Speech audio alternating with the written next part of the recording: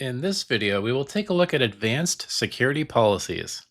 These policies are additional controls included in advanced EPDR that enable you to track and block potentially dangerous actions like running PowerShell, running locally compiled programs, and opening documents with macros.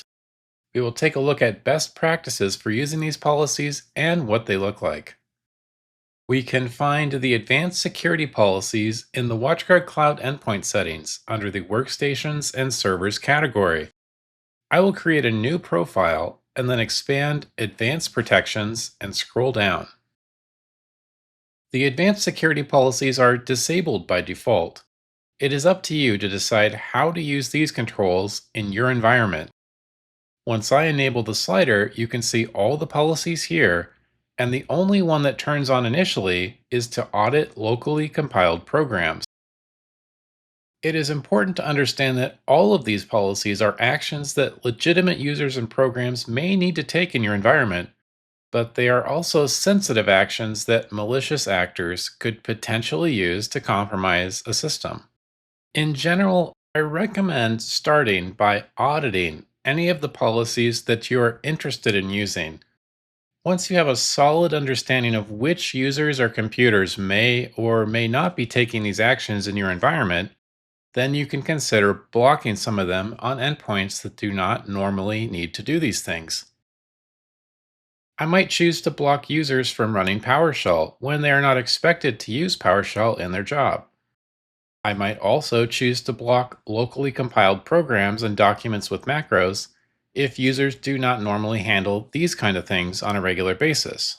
This can improve the security posture of your environment.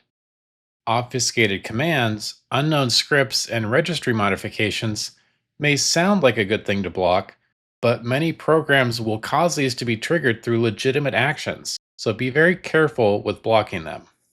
To reiterate, always start by auditing any policy first to understand how these are being used in your environment before blocking them.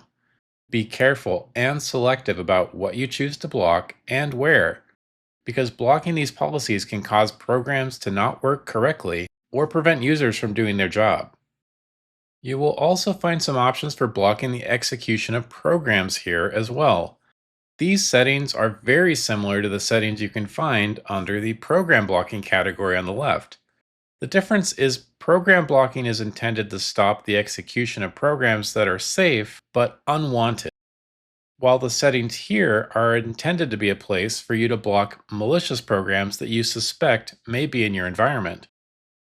Unlike program blocking, any programs you block here will be reported to WatchGuard, and we review the details to help improve overall detections. On the security dashboard, I can find a tile for detections by advanced security policies.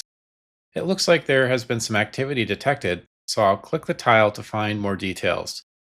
We see there have been some unknown scripts detected, some from VMware that look legitimate at first glance, and another for a batch script with a suspect name. If I click into the detection, I can see some additional details like the computer, logged in user, name and hash of the program, and the file location. From here, I might want to take a look at this file, and I can use the remote control tool to connect to this computer and get a copy of it. For more information about using remote control, take a look at the remote control video.